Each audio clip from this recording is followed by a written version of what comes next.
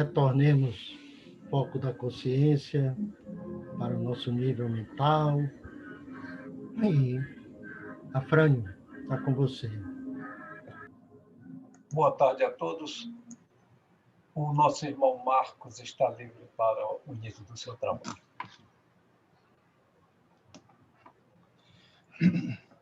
Bom, gente, boa tarde. Estão conseguindo me ouvir aí? Bem? Perfeitamente. Eu troquei o fone aqui para poder tocar música, eu tenho que tirar o fone de ouvido. Bom, eu vou começar fazendo logo um compartilhamento aqui de tela.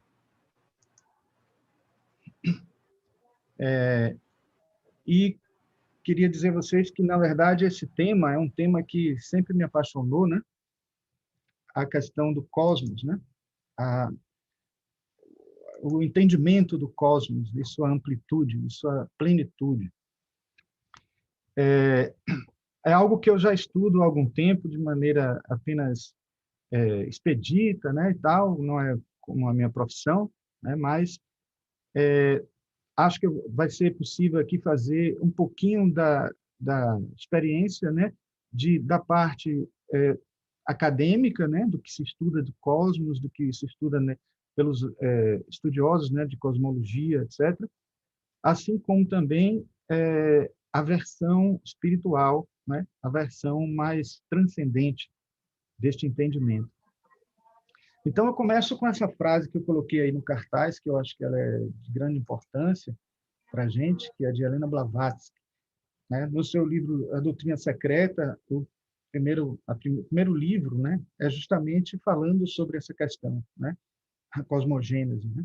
E ela tem muitas informações para a gente que são de grande valor, inclusive antecipando informações que a astronomia só foi colocar depois e dando a gente complementos impressionantes, né, sobre o universo, mostrando a gente as facetas mais sutis que a astronomia não revela, não apresenta. Então, ela diz, a luz é o mesmo raio espiritual onipresente que penetrou e fecundou agora o ovo divino e convoca a matéria cósmica para iniciar sua longa série de diferenciações.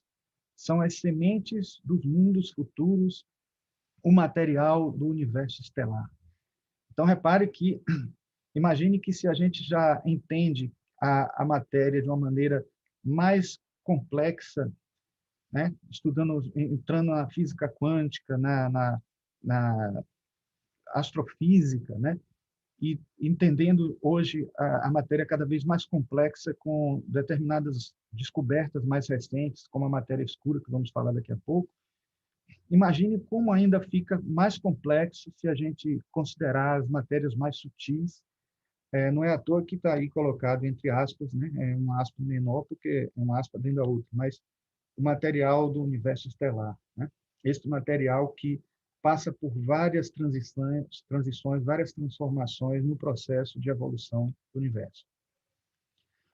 Eu começo com uma pequena informação importante, é que Helena Blavatsky utiliza dois termos para falar de cosmos, né? Um com K e o outro com C, né?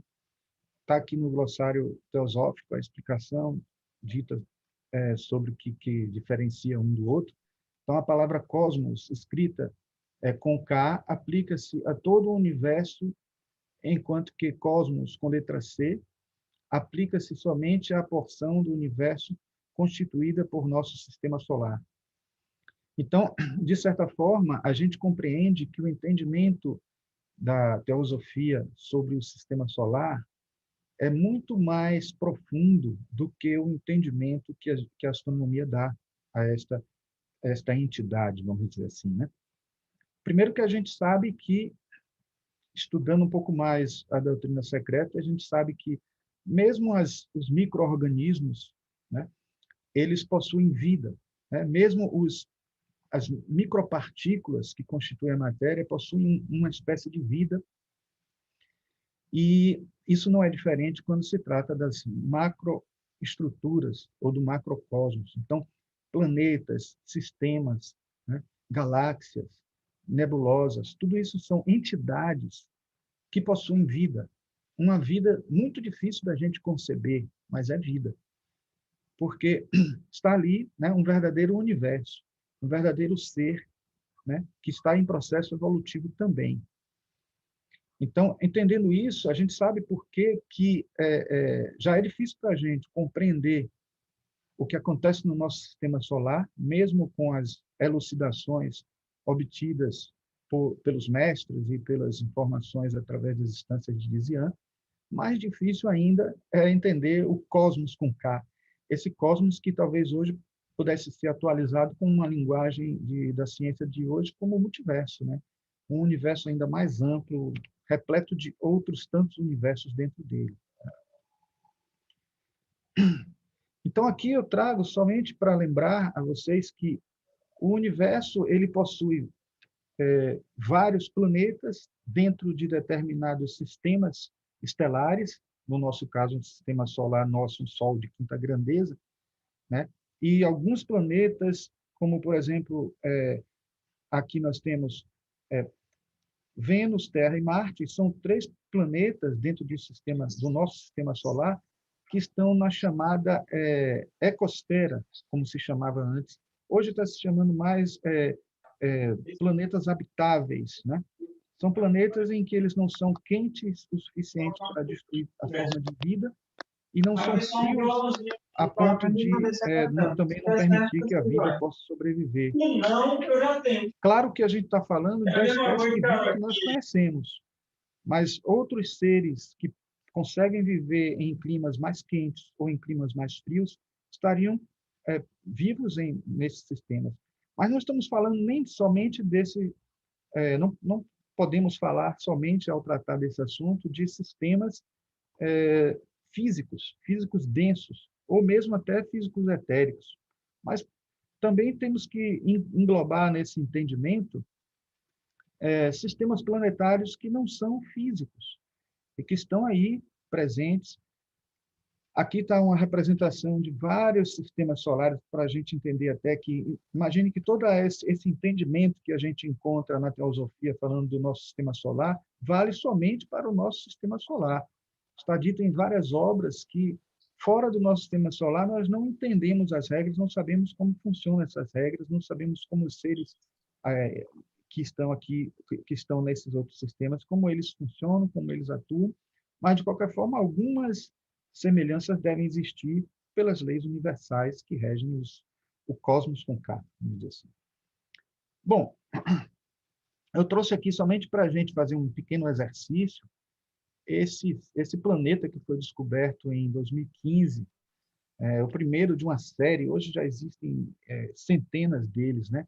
Planetas habitáveis que estão fora do nosso sistema solar, né? E esse é o chamado Kepler 452b. Ele é o planeta Beta, né? O segundo planeta maior do sistema Kepler 452. Por isso eu chamei aqui de primo distante da Terra, como muitos chamam carinhosamente esse planeta.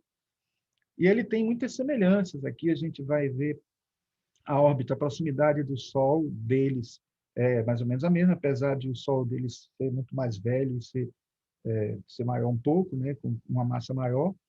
Aqui nós temos o nosso sistema solar e o sistema Kepler 452. Ele é um pouco maior, né, na verdade, um pouco maior, não, ele é 60% maior do que o nosso, mas está na zona habitável, como eu falei para vocês no instante. Então, ele seria um planeta que poderia abrigar vida como nós, né? Vida como a nossa e até nós mesmos, né? Apesar de ter uma gravidade um pouco maior, né? Na verdade, um pouco maior não, 2 vezes maior que a nossa. Então, as coisas não seriam tão fáceis lá, né? Mas seria algo possível para nós, né? Habitarmos nesse planeta. De certa forma, esse é um dos muitos, né? O Carl Sagan, inclusive, no livro Cosmos, tem um capítulo que ele fala de uma equação que ele criou para calcular mais ou menos a possível quantidade de planetas e de seres vivos como nós que poderiam existir no universo. Mas tudo isso é aquela coisa que nós já dissemos. formas de vida como a nossa, mas formas de vida diferentes da nossa, e formas de vida ainda mais diferentes se a gente incluir o aspecto transcendente, né? Se a gente incluir corpos mais sutis e densidades menores, a gente pode considerar um número ainda bem maior. Eu trago aqui para vocês um artigo que foi o que me motivou a fazer essa palestra, escrito por David Pratt, né? O título do artigo é A Teoria do Big Bang e a Teosofia. Toda vez que vocês verem o texto com esse tom mais dourado assim, é desse artigo. Então, já não preciso nem falar aqui dele, né? Mas vamos usar vários trechos que vão ajudar a gente ao entendimento do assunto. E ele diz, de acordo com a tradição teosófica ou sabedoria eterna, o universo é infinito e eterno. Dentro da imensidão sem limites do espaço, mundos incontáveis, em qualquer escala concebível, povoados e, de fato, compostos de entidades vivas e em evolução, em diferentes estágios de desenvolvimento, constantemente aparecem e desaparecem como centelhas da eternidade, passando através dos ciclos de nascimento, vida, morte e renascimento. Então, dentro da lei universal, né, que nós temos, que podemos dizer aqui, da mesma forma que nós morremos, vivemos, renascemos, né, os planetas também passam por essas transições. Tudo que existe no universo, nesse universo que a gente considera Maia, né, um universo mais denso, né, formado desse quaternário mais pesado, mais denso. Tudo que está aqui é experimento. Eu sempre me perguntei, curiosamente, eu sempre gostei de estudar astronomia e eu me perguntava, já com uma visão espiritualista, né, qual seria, de fato, o propósito de planetas que não tivesse abrigando vida, pelo menos vida que a gente conheça, né? Qual seria o propósito desses planetas? E essa explicação veio quando eu comecei a ler sobre teosofia e vi que existem várias e várias outras funções, né, no universo que não só abrigar a vida como nós conhecemos. E ainda se colocarmos esse fator como nós conhecemos, a gente tem que entender que terra, que, né, silício, né, que constitui os elementos terrosos da nossa crosta terrestre, também é vida, é matéria com vida, que está em processo de evolução. Então, é impossível existir alguma coisa sem algum propósito na criação. Tudo está em processo evolutivo, tudo está em crescimento, e não existe nenhum desperdício nesse processo todo, né? E aí começa a grande dúvida humana, né? Como que surgiu o universo? Como foi criado o universo? A gente não vai poder responder isso, isso seria uma palestra inteira sobre isso. Mas eu lembro também que eu era fã daquela série Cosmos, que felizmente voltou agora em 2014 e recentemente agora em 2020 teve uma outra edição, dessa vez com aquele astrônomo Neil deGrasse Tyson, que é quase um continuador da obra de Carl Sagan. Mas Carl Sagan ele tem um dos capítulos, dos 13 capítulos de Cosmos, que ele fala da harmonia dos mundos. E neste capítulo ele fala que se Deus criou o universo, quem criou Deus? Aí ele diz, se Deus é incriado, por que não poupar tempo de dizer logo que o universo é incriado, não tendo Deus? Na verdade, ele não estava muito errado não, viu? Porque, no fundo, mesmo não gostando de poupar tempo nessas horas de estudar sobre o universo, a gente tem que entender que o universo e Deus se confundem. Se confundem por conta da imanência e transcendência, do entendimento monádico no universo, ou no entendimento monístico do universo. Existe uma única energia, essa única energia se diferencia, essa mesma energia se manifesta ou não se manifesta, e, de certa forma, ela está aqui, presente em tudo. Então, quando a gente diz que tudo é Deus, não estamos mentindo. E não devemos esquecer disso, porque a gente esquece disso. A gente acha que realmente Deus está lá em cima e o resto de tudo que ele criou é criação dele. Tanto que eu já fiz uma palestra aqui que ainda quero voltar a fazer depois, para deixar registrado, gravado, que nós teosofistas, não somos adeptos nem do criacionismo, nem do evolucionismo. Nós defendemos a tese do emanacionismo, porque Deus não criou o universo, Deus emanou o universo. É uma chispa dele, né, o universo. Então, é parte dele, então é ele, de alguma forma. Bom, mas, de qualquer forma, a teoria mais aceita hoje, com pequenas variações, é a teoria do Big Bang, que diz que o universo nasceu de uma grande explosão. Aí a pergunta que surge também de qualquer um, seja espiritualista ou não, e o que existia, então, antes desse Big Bang? Né? O que existia antes desse Big Bang? Por conta dessa grande dúvida é que vários cientistas e astrônomos, né, têm se perguntado isso.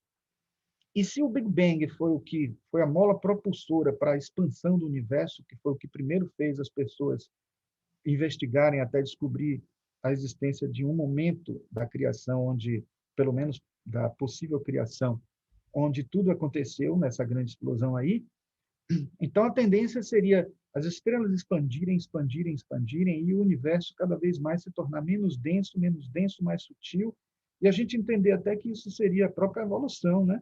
Já que a gente sabe que mais sutil, mais evoluído, né?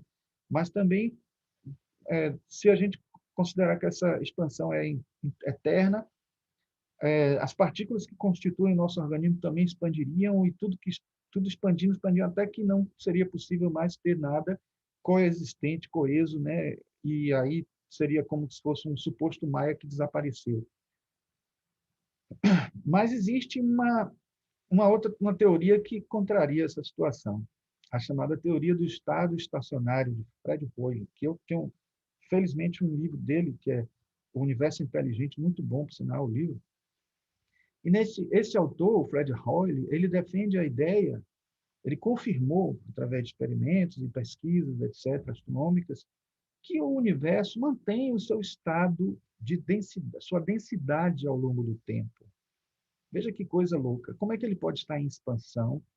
Como é que ele pode ter nascido de uma grande explosão e continuar mantendo o seu estado de densidade, né? Isso depois foi questionado por alguns astrônomos, negado por alguns astrônomos, até que voltou de novo uma reformulação, e até vocês podem pesquisar depois, através da internet, que surgiu uma nova teoria chamada teoria do estado quase estacionário, mostrando que realmente algumas coisas expandem, diminuem a densidade, alguns trechos mantêm, outros não, etc. Enfim. Mas, no fundo, se o universo tivesse explodido e as partículas dispersado, como a teoria original do Big Bang, o universo continuaria expandindo e iria perdendo sua densidade ao longo do tempo, e algum dia isso desapareceria, né, e tal. E não é isso que tem acontecido de fato. Então, a gente já parte para um outro autor, já de 1981, chamado Alan Guth, que escreveu esse livro, Universo Inflacionário. Eu tive a oportunidade de ganhar uma cópia desse livro de Dr. Elzio, que é um grande pesquisador espírita, né, que era responsável pela Biblioteca Espírita da Federação Espírita do Estado da Bahia. Ele me deu esse livro na época, e na época eu fiquei assim, gente, era o tempo tinha inflação e tudo, né? E a gente, poxa, o universo inflacionário tem a ver com inflação. Olha só a minha incapacidade de compreensão. Mas depois que eu li esse livro, eu entendi que ele estava se referindo justamente a um universo que expande, expande. E ele defende uma teoria, né, de que não foi propriamente um Big Bang a mola propulsora dessa inflação cósmica. Na verdade, ele diz que podem existir vários focos de inflação, como se considerássemos vórtices por onde jorram ou emanam ou partem a matéria. Então, de certa forma, o que a gente chamou, ou que os cientistas chamaram de grande explosão, nada mais é do que um vertedouro de matéria. E aí a gente lembra daquela passagem bíblica, né, de Jesus quando está dito que Deus nunca para de criar. E realmente. Então, se alguém acha que Deus criou esse universo através da grande explosão e simplesmente cruzou os braços e foi descansar, não é verdade.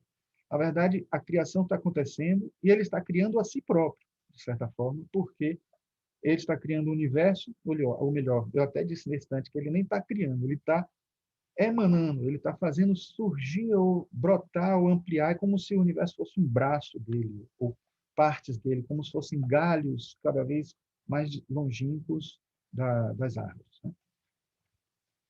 Mas vamos adiante nessa trajetória. Existe, então, a seguinte questão, ainda não resolvida na cosmologia, na astronomia, que é a seguinte: o universo expande eternamente ou ele chega um momento em que ele se contrai e volta de novo? Eu me lembro que quando estudava George Gaiman, os estudiosos que faziam aquele Scientific American, chegaram a publicar até livros resumindo artigos, trazendo artigos desses autores que falavam sobre essas questões. E sempre havia uma dúvida que era assim: se existir no universo mais matéria do que a gente sabe que existe, essa matéria seria suficiente para fazer com que o universo chegasse a um limite da sua expansão e parasse de expandir e começasse a contrair por causa da gravidade dessa matéria. A gravidade cumulativa de toda essa matéria existente no universo, como se fosse mais ou menos uma bola de soprar, que se você continua soprando, ela explode, mas se ela expande naturalmente, ela vai chegar ao seu limite e depois ela volta. Então, esta é uma grande dúvida, e aí existem modelos de universo aqui, como um modelo que é do Big Bang, Big Crunch, que é o universo expande e depois contrai, né? E o universo aberto, que ele continua expandindo eternamente. Então, a dúvida era justamente pela quantidade de matéria existente no universo. Aqui o modelo Big Bang, Big Crunch, e várias diferentes, tem outros nomes dados para o nível de velocidade dessa expansão, para o fato de ela se tornar depois um grande colapso frio, um grande universo frio que até o termo que é usado em inglês é calafrio para essa expansão eterna e com uma velocidade exponencial, etc. Ou então haveria a possibilidade desse universo expandir, depois contrair e expandir de novo, sempre nesse processo cíclico. Carl Sagan dizia, inclusive, que esse modelo de expansão e contração do universo está presente na mitologia hinduísta. A gente sabe disso. A gente, na verdade, trouxe uma boa parte dos conceitos que estão aí, que eu vou trazer daqui a pouco, da mitologia hinduísta, né? Ou da cosmologia hinduísta, ou do mito da criação hinduísta. Bom, mas se a gente tinha dúvidas sobre a quantidade de matéria que existe no universo, além da visível, hoje não temos mais, porque já existe todo um mapeamento, que é isso aqui que vocês estão vendo, do que é chamado de matéria escura e energia escura.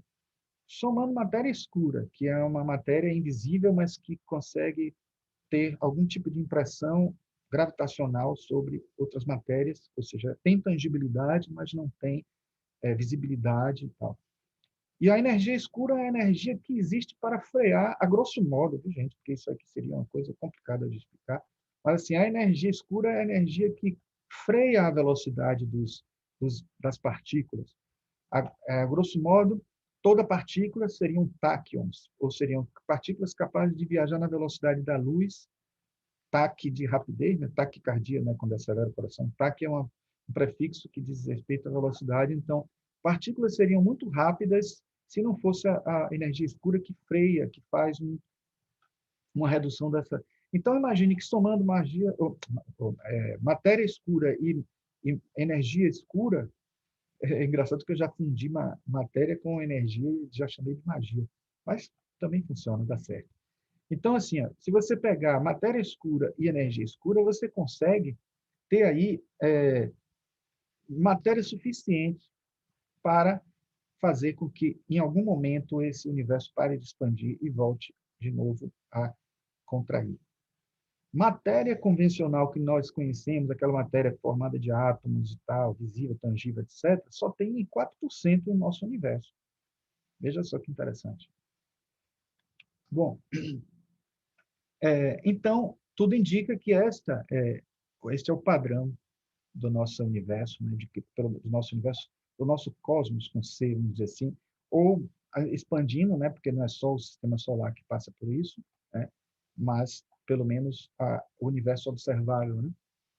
E aí aqui é uma representação que eu encontrei na internet e fiz uma adaptaçãozinha, né, mostrando que a expansão eterna é contida pela matéria escura e fazendo com que haja uma contração. Este modelo não é novo, na verdade, desde a Grécia já se falava, tanto que esse termo ecpirótico vem de ecpirose. Ecpirose na Grécia é uma coisa de cíclica, que tem fogo, né? Fogo da criação, fogo da destruição, e aí, de certa forma, tem ligação com Brahma, Vishnu e Shiva, né? Brahma da criação, Vishnu da manutenção, Shiva da destruição, e aquele simbolismo todo que a gente sabe da mitologia grega, da mitologia hindu, e também a Grécia absorveu isso de alguma forma, chamando de ecpirose esse processo, e hoje os cientistas que admitem essa tese consideram esse modelo o modelo ecpirótico do universo, né? Mais aqui uma representação, né, tentando mostrar essa questão do vai e vem, né, do expandir e contrair, né? Aqui uma ilustração que eu peguei de um livro de uma enciclopédia do universo, que eu achei muito bonito, muito interessante, mostrando aqui, né, o Big Bang, né, e aqui o Big Crunch, nesse ciclo, né, incessante de processo de... Temos um livro de Leadbeater, chamado A Aura Humana, que ele fala sobre o seguinte: somos todos familiarizados com a teoria astronômica comum sobre a origem do sistema solar, que é comumente chamada de teoria nebular, ou da grande nebulosa, segundo a qual surgiu pela primeira vez como uma nebulosa gigantesca inflamada, de um diâmetro muito superior ao da órbita, até mesmo dos planetas mais distantes. E então, como no decorrer de incontáveis eras, esta enorme esfera gradualmente esfriou-se, contraiu, e o sistema como o conhecemos se formou. A ciência oculta aceita esta teoria, em suas linhas gerais, como uma representação correta do aspecto puramente físico da evolução do nosso sistema.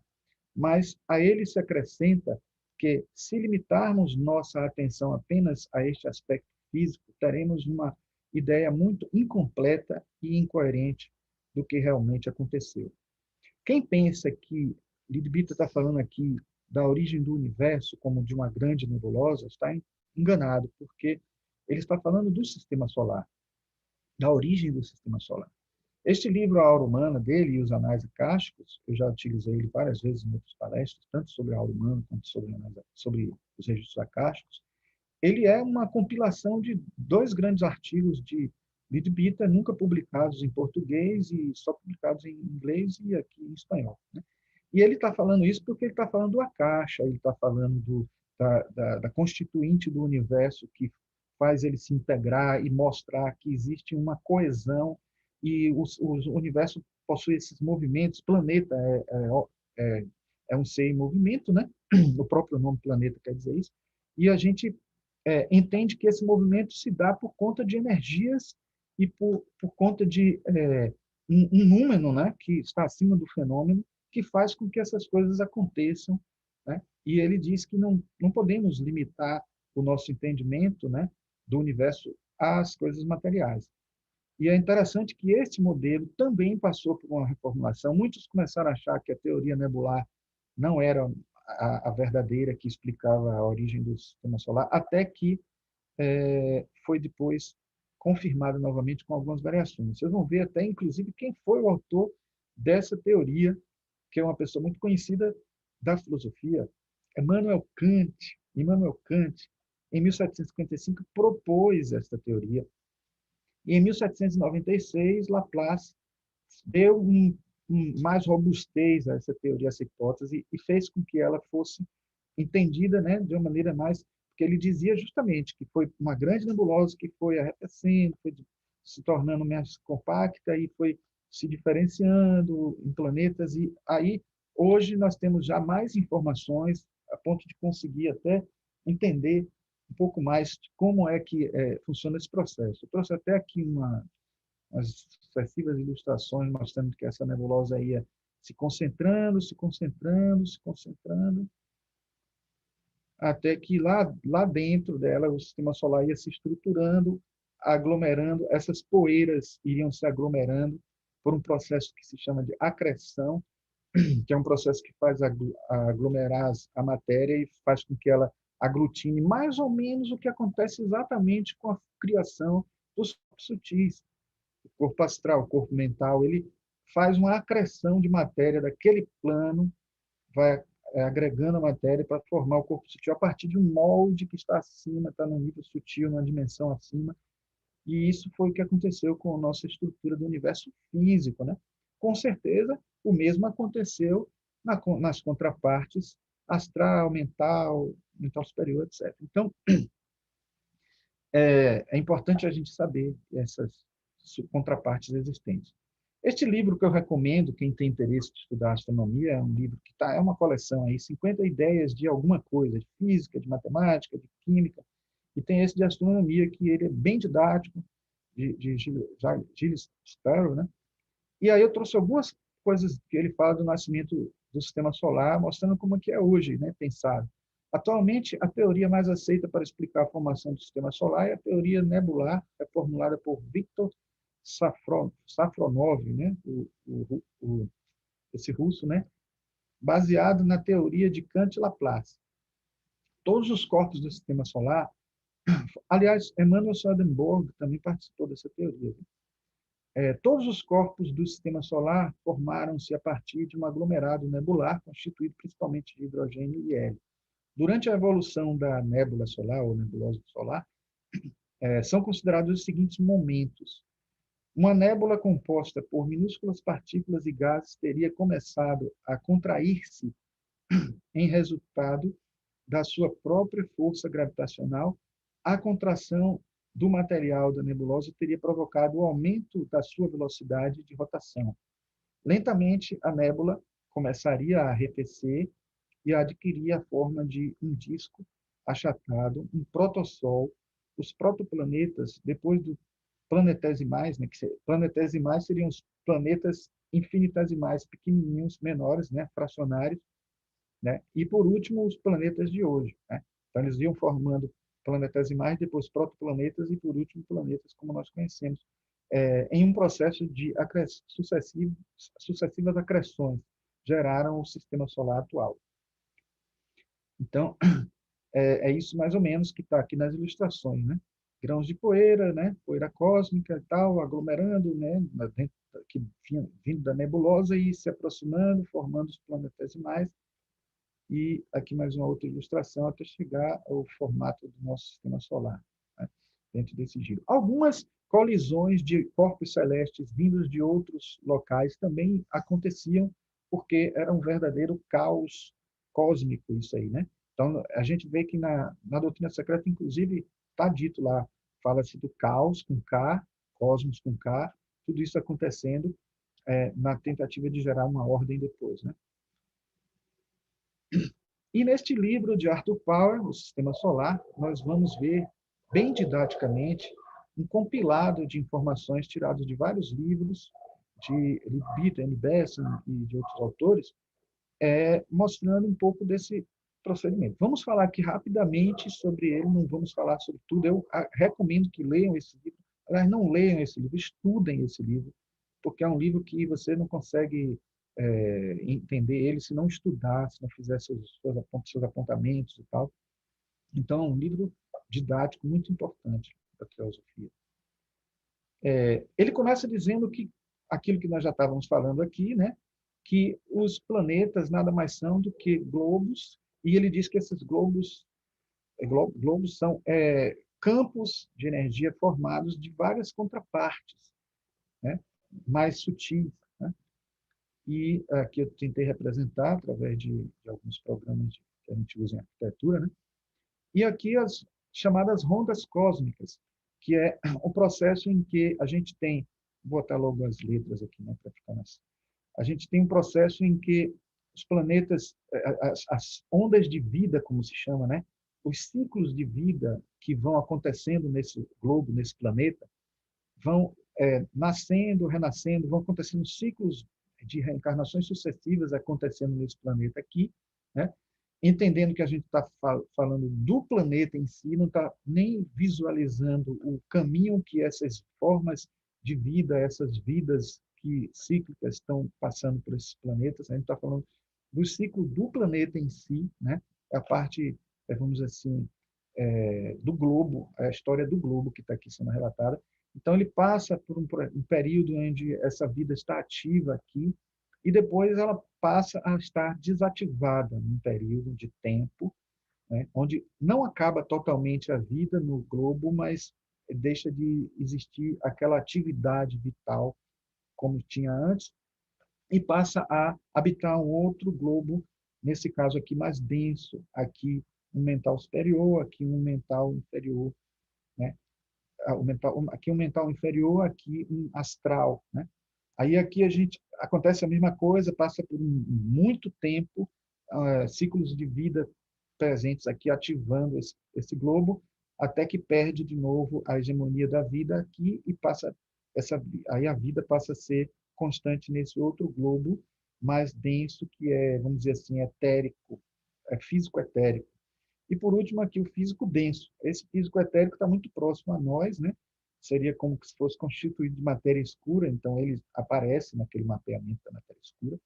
E a gente tem aqui um físico denso, que é o planeta Terra. Vamos dizer que aqui seria a cadeia do planeta Terra, que está no seu quarto período, né? No seu quarto período aqui da cadeia, né? D. E aí passará ainda por outros, subindo de novo no processo, né, de cíclico de vida existindo. Então, isso só transita para cá quando, por exemplo, a vida deixar de existir, né, com tanta abundância aqui no planeta Terra, aí passará para um outro ciclo, para um planeta posterior, dentro dessa cadeia. Claro que é preciso que vocês entendam que esses planetas não estão dispostos nessa posição espacial que está aí. Isso é só um esquema, né, limitado que não permite a gente perceber como que se dá o processo, espacialmente falando, né? Então, se a gente falou das dos vários ciclos que vão acontecer passando de um para o outro, a gente tem que, nesse gráfico, a gente tem aqui um esquema que mostra que esse ciclo inteiro aqui, ó, que vem passando com o planeta todo, chega até aqui, é uma ronda. Depois passa para outro ciclo aqui, mais interno, tá vendo? Né? É outra ronda. Então, outra ronda, outra ronda. Então, a gente passa por 7 rondas, né? Vivendo essas experiências, bom, o planeta vivendo essas experiências de ter vida habitando neles, né? Dentro dessa mesma cadeia terrestre. Né? E aqui, para a gente ver que a coisa ainda é mais complexa, dentro do nosso sistema solar, nós temos essas 7 cadeias aqui, né? Aliás, desculpem, a cadeia terrestre está dentro desse sistema, né? De cadeias planetárias, solares, e que vão, quando ela sai quando acaba essa cadeia, parte para uma outra cadeia, né? Mas aí uma cadeia anterior, que foi a lunar, foi a que aconteceu antes da nossa, né? Aí tem essa outra pré-lunar, essa ancestral. Então, são 7 cadeias, né, que acontecem sucessivamente dentro desse processo. Repare que as cadeias vão também passando pelo mesmo ciclo de descendência, como se fosse mergulhando na densidade e depois se sutilizando novamente. Né? Então, temos aqui essas 7 cadeias planetárias acontecendo nesse processo. Né? Bom, entre uma cadeia e outra, nós temos temos um período de repouso, né?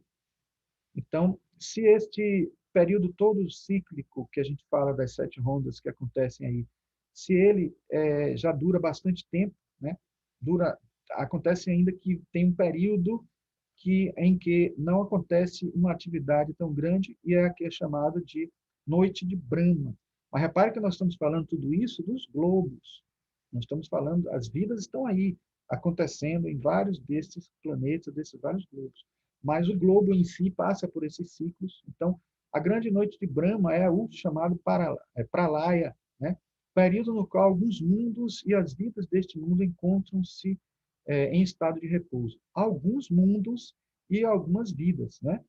Então, ainda existem outros que permanecem em atividade. Então, só para vocês entenderem que é o processo de yin yang acontecendo aí, né? De atividade e inatividade, né? E dentro do nosso plano evolutivo do sistema solar, existem 10 esquemas deste, né? Aqui é o nosso esquema, o esquema da Terra, mas existem outros esquemas e se em cada sistema desse tem alguns que estão no físico e outros que estão no etérico e outros estão num, num estágio mais sutil de estrutura, né, de constituição. Então, a gente vai ter todo o nosso sistema solar formado de alguns planetas. É possível que alguns planetas ainda sejam descobertos, porque nós temos 10 esquemas aí. E, enfim, é importante que a gente entenda que há toda essa complexidade e esse ciclo, né, de nascimento, vida e morte dos globos e suas contrapartes. Continuando o texto, né, o artigo de David Pratt, ele dizia o seguinte: para além disso, a matéria física é apenas uma pequena oitava do espectro infinito da substância consciência, e existem infinitos mundos e planos que se interpenetram e interagem, mais densos ou mais etéreos que o nosso mundo, e que estão para lá do nosso raio de percepção, mas que são tão materiais para os seus habitantes como o nosso mundo é para nós. Então, se nós vivemos aqui no planeta Terra e dizemos assim, existem planetas que são só astrais, ou melhor, só astrais não, que a constituição mais densa dele é astral, né? Porque a mais densa do nosso físico é físico, aí a gente tem o astral, mental, etc, etc. Todas as contrapartes mais sutis estão presentes também. E o astral não, o astral só tem, a partir do astral, né? E as outras mais sutis. Aí a gente diz assim, poxa, é um planeta tão sutil. Bom, é sutil para a gente, mas para alguém que está no plano astral, ele é tão denso quanto é o nosso plano físico aqui, certo? E aí ele diz assim, o ocultismo afirma que em todas as coisas grandes ou pequenas, seja um universo, um sol, um ser humano, ou qualquer coisa, qualquer outra entidade, existe uma diástole e uma sístole constantes e seculares, similares à do coração humano, o bater do coração cósmico. A matriz ou corpo do universo, quer se estenda à galáxia ou um agregado de galáxias, é estável em estrutura relativa e forma para o período de seu Manvantara, tempo ativo de vida, precisamente tal como o coração humano o é, uma vez que tenha atingido o seu máximo crescimento e funcionamento. Então, esse ciclo acontece em tudo. E vocês já viram aí o termo, né, que é utilizado Manvantara para o período ativo e Pralaya para o período passivo. Manvantara vem de Manu Antara. Então, assim, o período de Manu, o período em que está ativo, que Manu é a entidade, o ser, nós não vamos falar muito sobre ele, porque a gente está se concentrando mais na parte mais estrutural do universo. Então, se Manu é o ser que controla cada sistema desse, cada subdivisão dessa, cada, podemos dizer, logos desse, né? Nós temos um ser, ou logos, que está comandando esse processo, né? Aqui nós temos um modelo que é muito interessante, que ajuda muito a gente a compreender, elaborado por Isaac Bentov, esse judeu que trouxe para a gente tantos esclarecimentos. Ele, inclusive, escreveu um livro que é ainda mais importante que esse. Ele já fala nesse livro sobre esse modelo dele. Aliás, esse ano de 1977 foi quando ele publicou o livro A Espreita do Pêndulo Cósmico. E neste livro ele fala pela primeira vez sobre o modelo dele, né? E neste outro livrinho pequeno que ele escreveu junto com Mirtala, que é a esposa dele, ele fala detidamente sobre o modelo dele. O outro, como fala de mais coisas, por isso que eu não trouxe aqui como capa. Então, trazendo de novo aquela frase que foi dita na citação anterior, a matriz, o corpo do universo é estável em estrutura relativa e forma para o período de seu Manvantara, precisamente tal como o coração humano. Então, aqui mostrando o ciclo, né, de nascimento e morte, né? Ele fala que, por exemplo, se você tem aqui um buraco negro, onde suga toda a luz, toda a matéria, inclusive a luz, né, em um determinado ponto do universo, ele é expelido essa matéria em um outro ponto.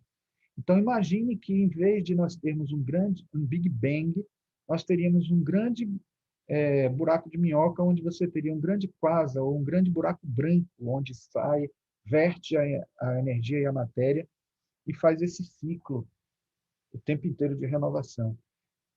Anos e anos, um período de expansão, um período de retração.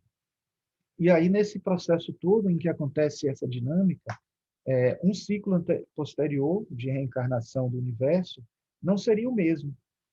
Muitas coisas já estariam diferentes, porque isso aí, até mesmo no ponto de vista do físico denso, já teriam diferenças, porque a gente não consegue nunca criar de novo, mantendo o mesmo, né?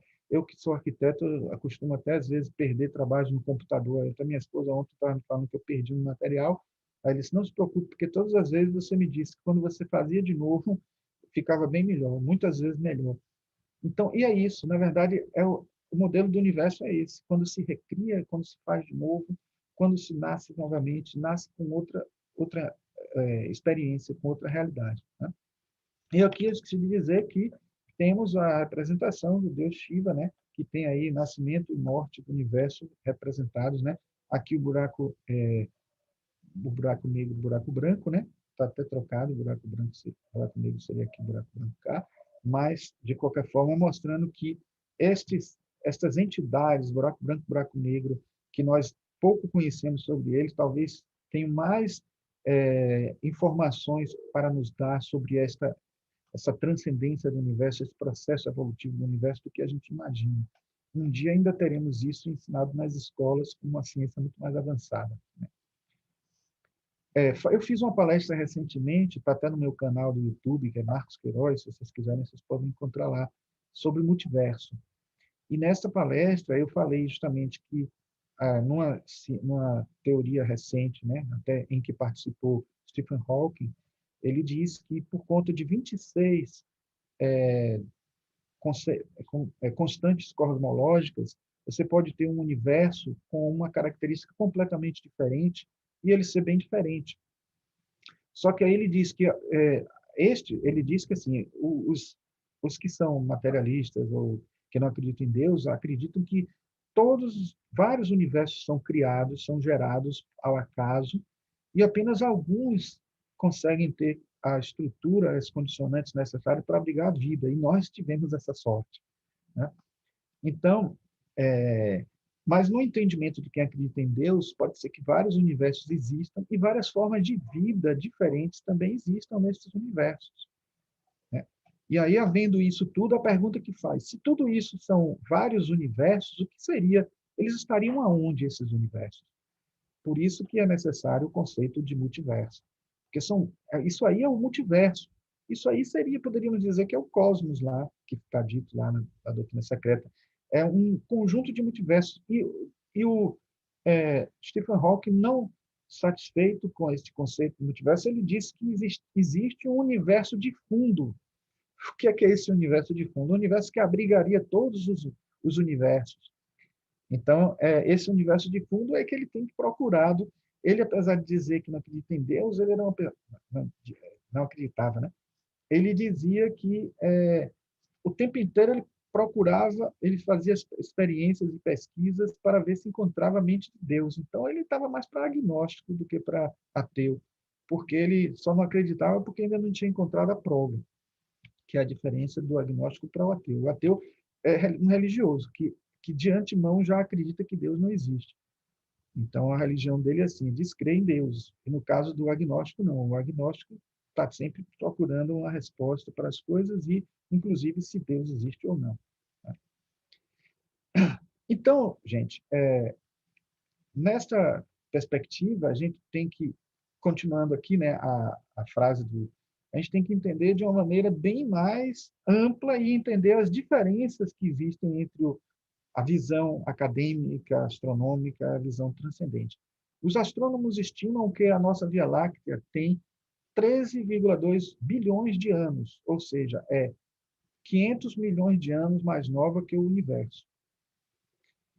Então, a teosofia, por outro lado, indica que a nossa galáxia é centenas de bilhões de anos mais velha. O ciclo maior, ou Mahamanvantara, né? Que eu falei de vários ciclos, né? De Manvantara e para Laya, o maior de todos os ciclos, né? O maior éon, vamos dizer que é a divisão de tempo, do qual o nosso sistema solar é parte, é suposto durar 311 trilhões de anos, né? E estamos presentemente, né, a meio caminho, durante o qual 18 mil encarnações planetárias foram completadas. Então, pensem que realmente é muito tempo, é muita encarnação, mas isso eu estou falando de planetas, né? As nossas também não ficam atrás, não, mas são menos, né? De qualquer forma, a gente tem que entender que o universo também, os componentes do nosso universo também são seres que reencarnam, que passam por ciclos, né? E está aqui dito para a gente, e, mais uma vez, a gente recorre a os entendimentos dos mestres e dos ensinamentos da sabedoria antiga para poder compreender algo que a ciência não nos permite, né? A gente sabe que até a datação do surgimento do homem também está completamente equivocada em relação ao entendimento da antropologia teosófica, e não seria diferente com relação ao universo. Na verdade, fala-se somente do universo conhecido. Por exemplo, é difícil, cada hora se descobre um fóssil de um homem primitivo, porque conseguiu uma datação anterior, e algum dia vai se chegar à datação do período dito pela teosofia, porque ela está falando de um entendimento muito mais profundo, transcendente, que transcende até as próprias religiões em si, né? Não é à toa que é uma verdade que está acima das próprias religiões, né?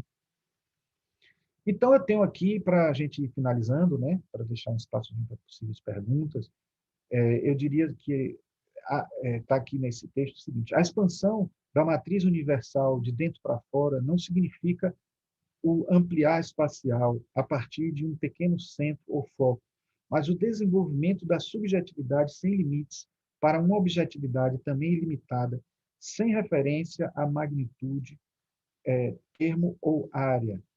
Quer isso dizer que, não sendo tal expansão um aumento de magnitude, porque a expansão infinita não admite nenhum aumento, era uma mudança de estado. Repare que coisa interessante, né? Para quem faz uma correlação direta do movimento de diástole da cosmologia hindu e da cosmologia teosofista, está aqui uma lição que eu aprendi e que eu acho que eu tinha que passar para vocês realmente, porque a gente não pode fazer uma associação desse processo cíclico com a expansão do universo em si, porque quem disse que é isso que é a evolução em si, né? Quem disse que é isso que é o processo de evolução? Esta expansão existe, expansão e contração existe, mas o que está se falando nesse processo cíclico é da sutilização, mudança de estado de espaço, de estado evolutivo, né? De crescimento, né? Movimento, experimentos. E não se esqueçam que isso tudo, a gente tem que lembrar que, se eu estou falando que isso algo similar à encarnação, a gente tem que se lembrar que tudo isso está se dando no Maya ainda. Então, essa expansão e essa mudança, essa experiência vivida aí, está fazendo com que as contrapartes mais sutis evoluam. Elas que aprendem, de fato. Corrigindo, elas que também aprendem, e aprendem num nível de crescimento mais avançado do que a própria estrutura em si.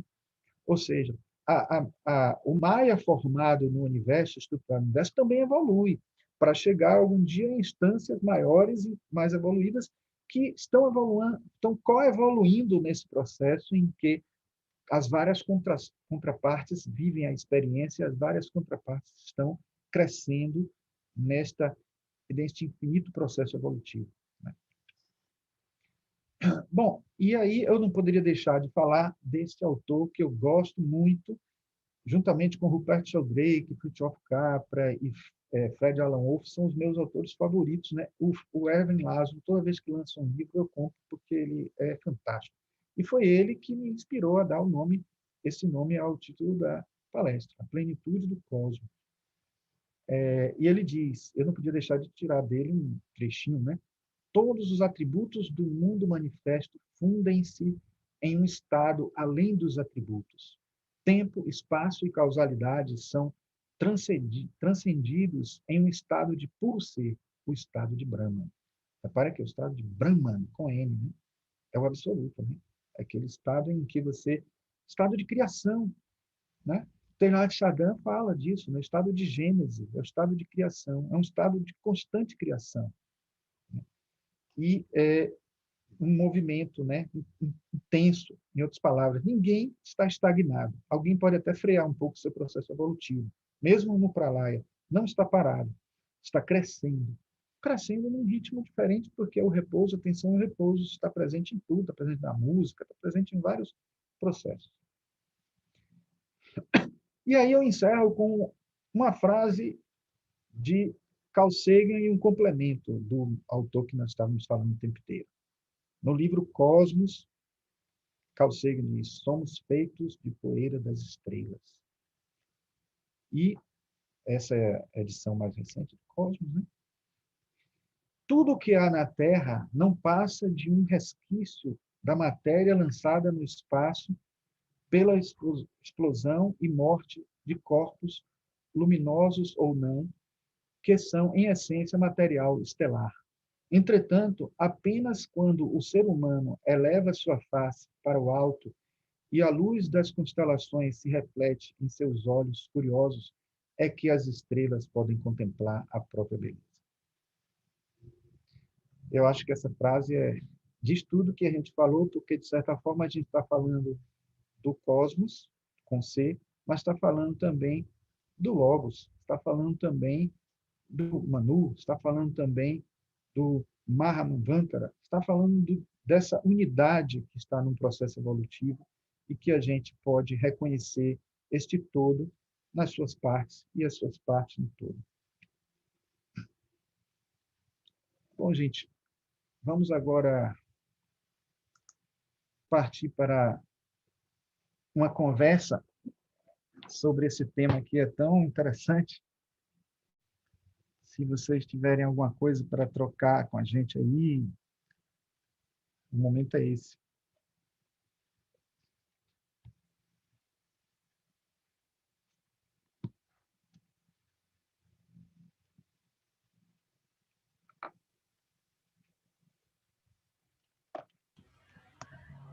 O irmão Ulisses vai falar alguma coisa? Vou sim.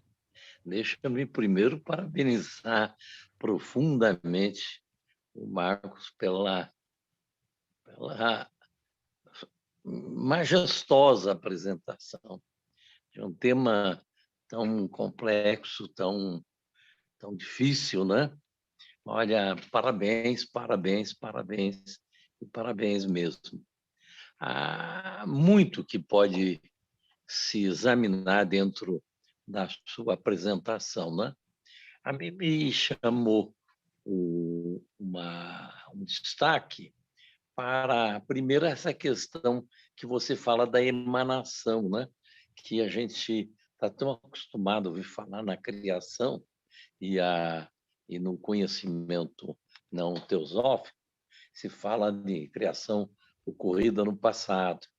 E a teosofia nos mostra que é um processo permanente.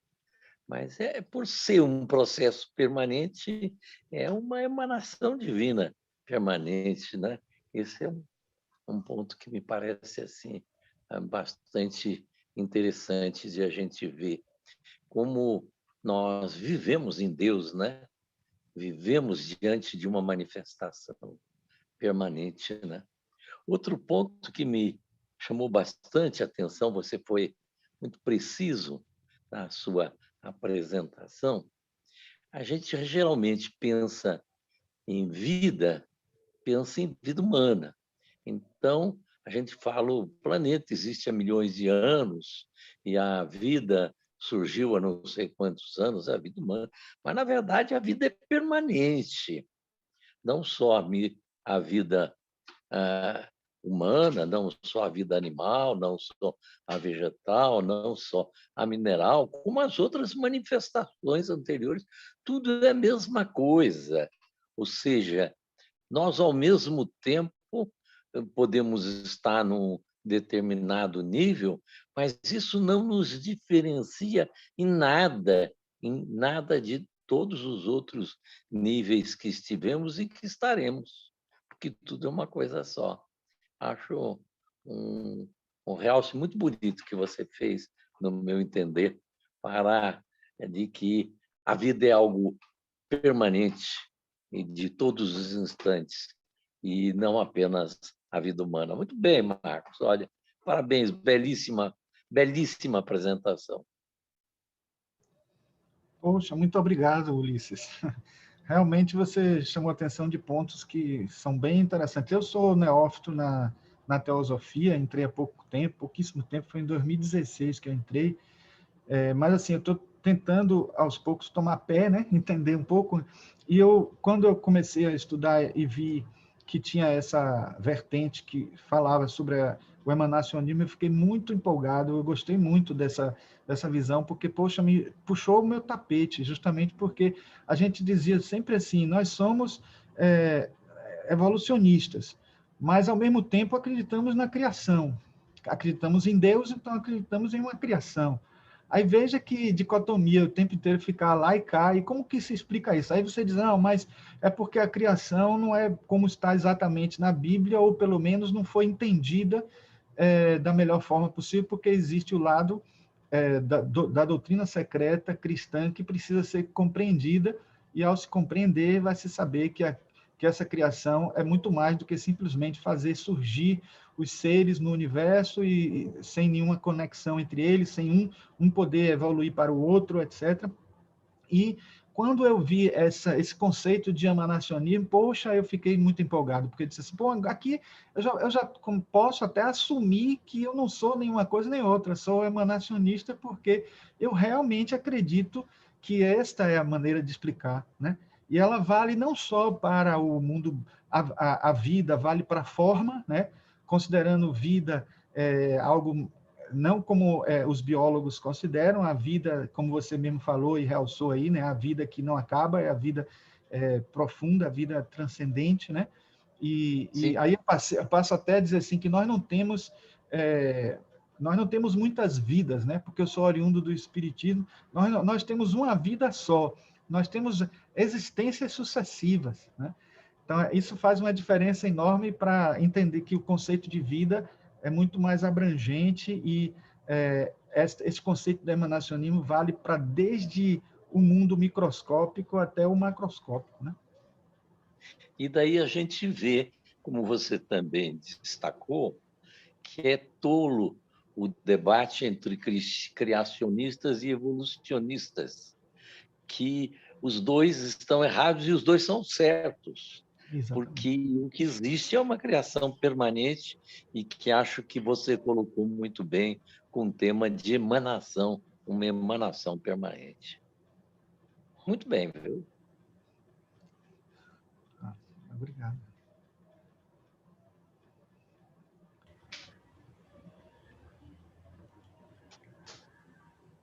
Irmão Afrânio, então está aberto aí para perguntas, né? Comentários, tem muitos comentários no chat e agradecimentos, elogios, Marcos, à sua palestra, as pessoas gostaram muito. E as perguntas... Eu gostaria de falar sobre um detalhe que eu não tinha me tocado antes, a questão da diferença do cosmos com C e com K. Achei muito interessante porque, na verdade, a nossa linguagem, a nossa escrita, muitas vezes é muito carente. E, às vezes, um pequeno detalhe pode remeter a, a uma grandeza de conceito. Então, na verdade, essa questão do cosmos com K, de fato, torna a coisa impressionante, porque traz uma abrangência profunda e que pode até nos remeter a essa plenitude da unidade da vida. Achei isso aí muito interessante e abrangente. E, além disso, agora voltando à questão da conceituação científica, em que é relatado que nós somos a poeira das estrelas, eu diria que esse conceito ainda está um pouco pobre, porque, na verdade, pelos conceitos teosóficos, nós vemos mesmo os veículos da consciência como com conteúdos diversificados. E essa poeira de estrelas diz mais respeito à parte mais externa, porque, no fundo mesmo, é como se diz, dentro dessa unidade, a vida não teve princípio nem fim. Então, nós verdadeiramente somos consciência sem forma. Então, a poeira de estrelas vai servir para os nossos veículos mais externos, que a parte científica propriamente ela se detém mais nesse aspecto. Quer dizer, eles não estão errados, eles estão focalizando a coisa dentro dos valores conhecidos e que a ciência aborda através das medições e dos objetos que são passíveis de fazer essa comprovação. Mas tudo isso mostra a grande abrangência desses conceitos que vai terminar na unidade da vida. E o irmão Marcos foi muito feliz nessa síntese que ele fez, inclusive mostrando tudo aí com esse auxílio da informática, que ele constrói esses desenhos que facilitam muito a coisa, como sempre ele faz. Muito obrigado e você obteve um grande êxito no seu trabalho, viu, irmão Marcos? Obrigado, Afrânio. Fico muito feliz. Eu posso dizer a você que concordo com você plenamente essa questão da poeira das estrelas, porque no fundo o Carl Sagan ele é muito assim, ele é um cientista que se prende muito, né, ao academicismo, né, aquela visão comum, mas eu ainda acho que ele é até um cientista poético, né? Eu acho que, de alguma forma, muitos consideram ele um poeta, por isso que ele fez muito sucesso. Haviam outros astrônomos e cientistas na época que dominavam até mais o assunto que ele, mas nenhum teve o êxito dele na época, nos anos 80, né? Como ele, quando fez aquela série Cosmos, né? Trazendo para a gente tantas riquezas, tantas informações. Agora, e ele também tinha uma visão também um pouco aberta para poder trazer culturas de religiões de alguma maneira e tal. Eu até, quando vi essa perspectiva da visão que ele coloca de sermos poeira cósmica, né? Eu entendi assim que é para a gente perceber ao mesmo tempo que nós estamos interligados com o universo de alguma maneira, né? Porque a gente olha as estrelas, né? Então não é à toa que depois o autor pegou a deixa da poeira das estrelas para entender que nós olhamos para as estrelas como se fosse algo distante, mas nós temos partículas constituindo no nosso corpo que são parte desses cosmos, desse universo. E, de alguma forma, quando a gente olha para o universo, a gente está olhando a gente também, né? E isso é uma coisa que, ao mesmo tempo, poética, em alguns momentos metafórico, né? Como ele até diz em alguns momentos, assim, que assim como nós temos 100 bilhões de neurônios, o universo tem conhecido, né? 100 bilhões de estrelas, 100 bilhões de galáxias, tal, você pode fazer uma associação e dizer que esse universo todo é como se fosse um grande cérebro. E quem sabe algum dia a gente não vai poder escutar um balbuciar de uma criança falando gugu, dadá, etc., ou coisas desse tipo, dando a entender de que, metaforicamente, esse universo poderia ser uma forma de vida mais complexa, não compreendida por nós. Então, repare que ele, apesar dessa visão acadêmica, ele tinha uma abertura de pensamento bem interessante. Eu acho que se a gente considerar que as estrelas têm suas contrapartes, e cada contraparte dessa poeira também está ali vindo desse... então, se você entender que o Sol, né, é uma estrela e que a gente chispa dessa radiação do Sol, que se a gente diz que o raio do Sol é também o Sol. Então, de certa forma, e se a gente entrar na física quântica e dizer que as energias são transmitidas por partículas, então está tudo interligado, está tudo conectado neste mundo, nesta unidade toda. Mas eu concordo que nós somos muito mais do que isso. Se a gente considerar que somos só poeira cósmica, nós temos que considerar cosmo com K. Marcos. Oi, Javaí. Tudo bem? Depois do Javaí, eu queria... Olá, boa tarde, Marcos. Boa tarde. Boa tarde a todos. Marcos, verificando a palavra substância, né, e átomo, e verificando os cones ou cones a partir do Big Bang, a diferença do átomo e da substância no microcosmo, que é o nível máximo que nós possamos entender, e no macrocosmo, há uma diferença em quintessência, vamos dizer. Sim. Podemos ver o macrocosmo com a mesma substância, com a mesma formação atômica, e podemos ver no microcosmo a mesma substância e o mesmo átomo. Só que o diferencial, então, é a quintessência, a sutileza. É isso? Olha, considerando as limitações que a chamada astrofísica, né, e astroquímica, que hoje existem essas ciências já há algum tempo, né, que tenta até estudar as constituintes físicas, microfísicas e químicas do universo, né, a gente pode dizer assim que a matéria que existe em todas as regiões do universo é a mesma matéria do nosso sistema. Então, se você for pegar uma estrela, tem lá hélio, hidrogênio, trocando, né, fazendo trocas para fazer aquela queima que a gente vê e tal. Então, só que o hélio e o hidrogênio estão num grau ali formando aquela energia no centro do nosso sistema solar. O Sol é uma energia tão intensa que, por exemplo, se seres existirem vivendo lá, teriam que ser seres num nível muito sutil, porque o corpo teria todo queimado. Mas, no fundo, a matéria é a mesma.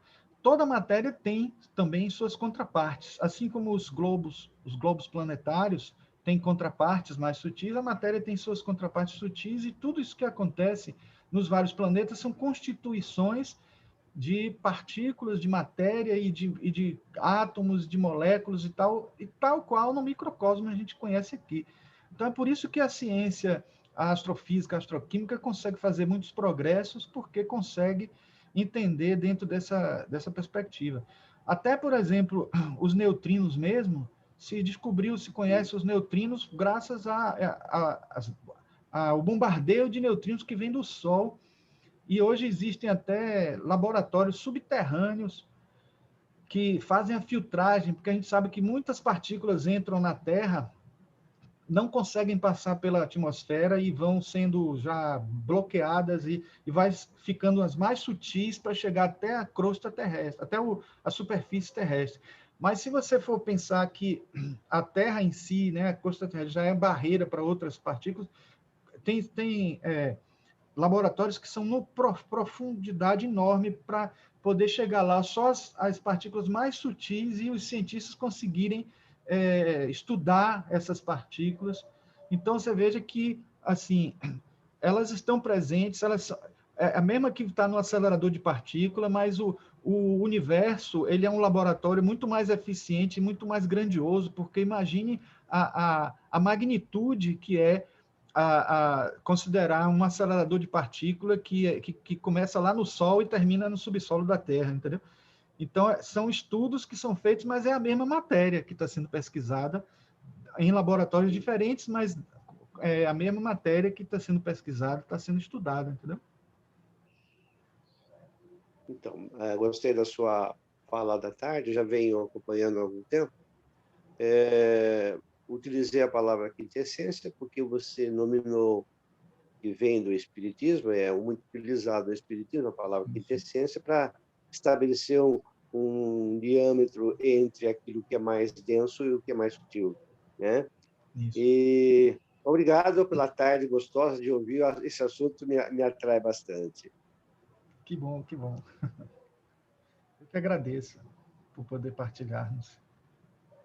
Marcos, eu estava vendo aqui agora que ontem, e o seu tema aí, né, sobre Cosmo, com C, e ontem passou próximo ao nosso planeta o asteroide Apophis, né? Né? E a ciência está, né, a NASA e os cientistas estão todos, né, observando, estudando, né, esse fenômeno. E outra coisa foi a missão a Marte aí da NASA, né, com envio e proposta até de futuro envio de humanos, né, para tentarem, né, sei lá, como, né, uma estada lá em Marte. Mas você vê que os nossos estudos, né, os estudos teosóficos, né, já mostram como essa vida, né, lá, que fica até aquela interrogação, né? Poxa, tantos planetas, né, com condições, né, tais, claro que não condições favoráveis para o tipo de vida humana, mas que por que essa quantidade de planetas num só sistema solar desabitado? Então fica essa interrogação, mas você colocou muito bem, e se você puder comentar alguma coisa, né, sobre essa questão de Marte, né, tem até alguns escritos, né, sobre possibilidades de ter havido vida em Marte, né? Parece que Ramatiz tem um livro sobre alguma coisa sobre isso. Solidibiter parece que também teria falado alguma coisa sobre isso. Está passando aqui um carro com alto-falante em plena pandemia. Mas então, são coisas assim que esses estudos cada vez se tornam assim mais atuais, né, e necessários para que a gente possa entender melhor, né? Não sei se coloquei bem aí para você dar uma palhinha sobre então, isso. sobre a questão de Marte, eu até estava planejando colocar alguns slides, mas eu saí diminuindo alguns para não ficar muito longo, né? Mas, assim, existe uma polêmica que é forte, considerando que, até nós, numa reunião de estudos que nós tivemos, Iranê, ela chamou atenção para mim da observação de Helena Blavatsky, dizendo que no nossa cadeia planetária só existe um planeta do físico, né? Um planeta físico. E nós vemos no livro Sistema Solar colocado que existe o planeta Marte e Mercúrio como fazendo parte dessa cadeia, mas depois eu vi que, inclusive, no livro Sistema Solar, ele fala isso, que a Helena Blavatsky tinha dito isso, mas que as observações clarividentes de Leadbeater mostraram que o Marte e Mercúrio estariam nessa cadeia, né? Se não tiverem na cadeia, esses planetas que estão no lugar seriam etéricos e não astrais, porque eles estão na cadeia, na quarta, que está lá embaixo, né? Que é assim, o denso, 3 físicos, né? Sendo que os outros 2 físicos não seriam etéricos. Bom, mas caso não seja Mercúrio e Marte, esses 2 planetas, fica a dúvida de onde estaria nesse processo evolutivo do nosso sistema solar, onde estariam Mercúrio e Marte. Mas supondo a verdade do que está lá no sistema solar de Arthur Power, Marte teria sido o último planeta, né, da nossa ronda, o último planeta que abrigou a onda de vida, e nesse caso, por isso aquela reminiscência de vida, não uma vida como nós conhecemos, que estaria num estágio mais sutil, né? Assim como a Lua da cadeia anterior, é um cadáver que permanece conosco, ela foi um planeta e hoje é um cadáver, o planeta Marte poderia estar sobrando nesse processo, ter sobrado nesse processo. E aí eu tenho um livro aqui onde eu iria tirar os slides, né? Que é o Quinto Milagre. É um livro de Paul Davies. Esse autor, eu também gosto muito dele. Ele é também autor daquele livro Deus e a Nova Física. E ele tem um capítulo só sobre Marte, aqui falando de que possivelmente existiu vida mesmo num nível mais sutil, e ele fala das evidências científicas, porque ele é um cientista, ele é um físico, e ele fala das várias evidências de ter existido vida em Marte. Por isso, a grande especulação e grande pergunta se existe vida ou não em Marte. Tanto que até naquele livro de Neil deGrasse Tyson, que eu comprei recentemente, que ele responde perguntas de cartas feitas a ele, tem uma pessoa que pergunta como explicar aquelas formas de cara aparecendo em Marte, aquelas questões todas, e ele fala que não tem evidências para essas coisas ainda, mas que tudo continua sendo aí em pesquisa, os astrônomos continuam pesquisando, etc. Então, assim, ainda não acabou o questionamento dos astrônomos sobre Marte e sobre como que seria essa vida em Marte, entendeu? Então, temos essa situação aí que pode fazer com que a gente especule que realmente Marte fazia parte dessa cadeia. Porque, assim, aquela coisa, gente, eu não sei vocês, mas eu não acho que a Helena Blavatsky é infalível. Ela mesma disse que não era. Os mestres dizem que eles não são infalíveis, e isso não seria nem falha, seria até uma forma de visão, um caminho de clarividência diferente, uma forma de ter visto ou não. Enfim, várias coisas. Por exemplo, muitas coisas foram reformuladas nos nomes.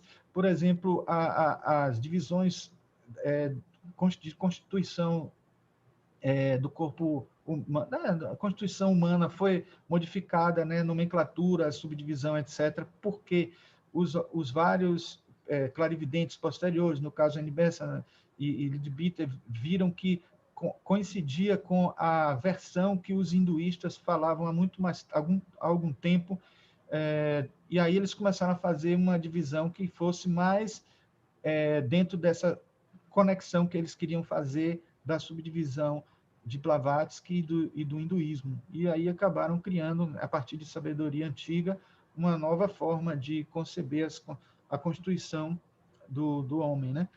E da mesma forma eu digo que essas coisas são avanços, porque a teosofia é uma ciência também. A gente tem escritos clássicos antigos que os mestres de sabedoria traziam informações para a gente, e essas informações hoje ganham uma nova conotação porque a gente encara dentro da ciência de hoje, né? A nomenclatura que eles tinham para falar na época era outra, não tinha como eles falarem em determinadas questões que hoje nós entendemos. Até no Livro dos Espíritos, para quem também acredita, né, está dito lá o tempo inteiro, nós não temos terminologia na Terra para falar sobre esse assunto ainda.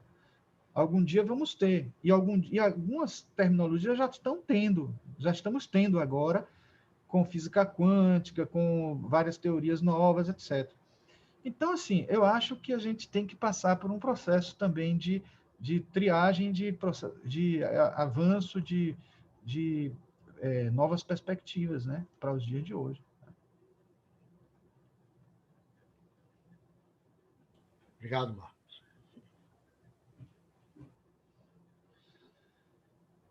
Viu, Marcos? Sim, Fernando? Não, é só você fazer um comentário breve, porque, na verdade, o tema é bastante extenso. Porque você falou a questão, essa diferença, né, do ponto de vista, essa diferença com relação a Marte, né, a posição da senhora Blavatsky e Leadbeater. É só para complementar, Leadbeater ele afirma que Marte é habitado, tem selvagens e tal, e líderes, enfim. Então, na época da observação que ele fez, ele descreveu existia uma civilização lá e tal.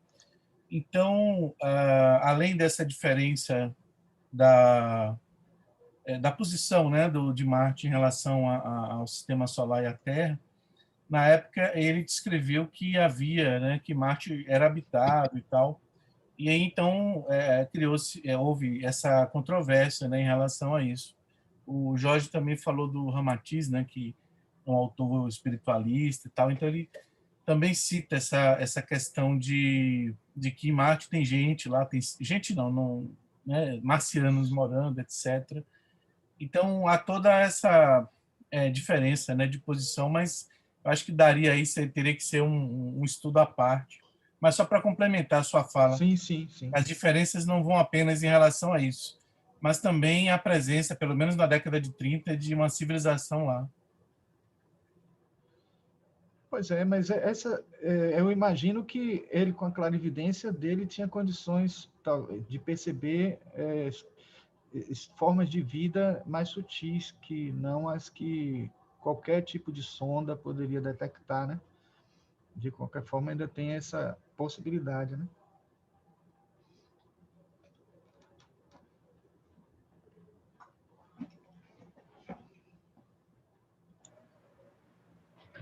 Bom, se não há mais nenhuma pergunta ou questionamento, agradecemos o trabalho maravilhoso aí do nosso irmão mais uma vez e que realmente isso nos estimula bastante para esse trabalho da loja. E agradecemos também a presença do nosso irmão maior, Ulisses Riedel de Resende, que todas as vezes que eu entro ali na loja e contemplo aquela placa de bronze, eu não deixo de ler e faço essa homenagem aqui, pessoal, porque realmente nós estamos agora há um ano sem frequentar, mas o espaço físico está mantido, inclusive a grama está aparada. Quer dizer, isso aí é uma providência mínima para evitar que pareça casa abandonada, evidentemente, né? A gente se esforça para manter o ambiente o mais natural possível, né? Mas damos as boas-vindas aí mais uma vez ao nosso irmão e que a sua saúde permaneça incólume por muito tempo.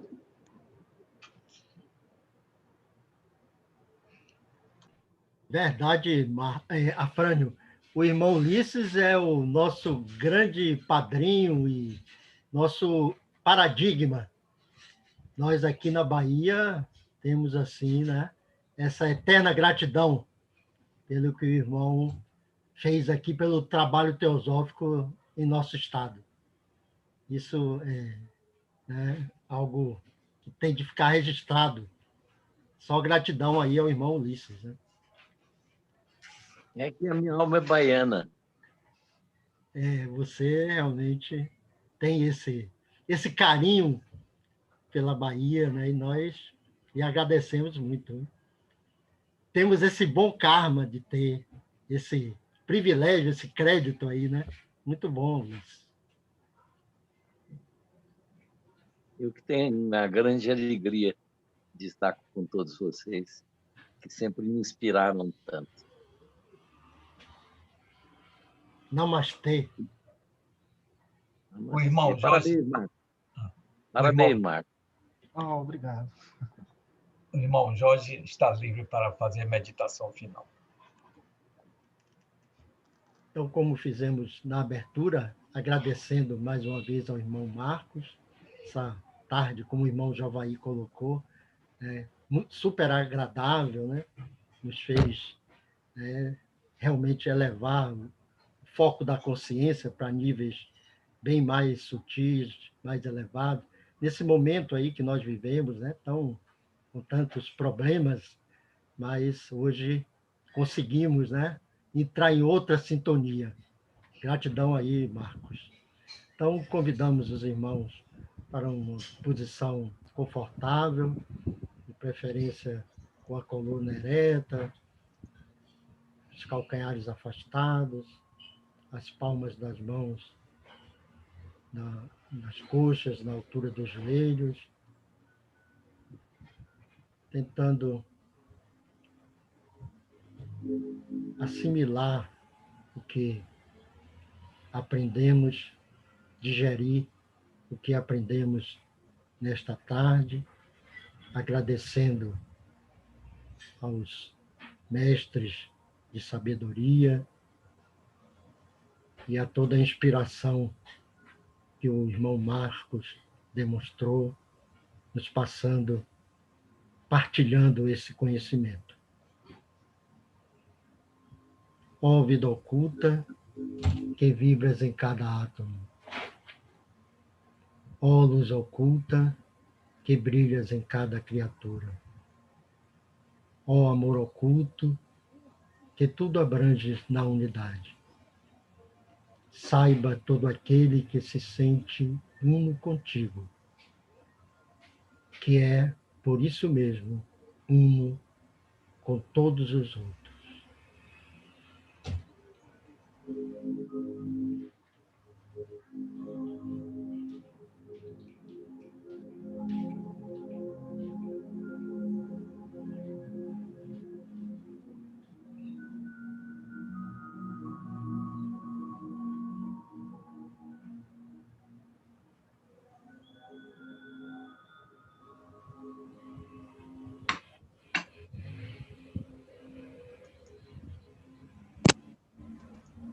Obrigado. Afrânio. Ok, muito boa tarde aos irmãos e até a semana que vem.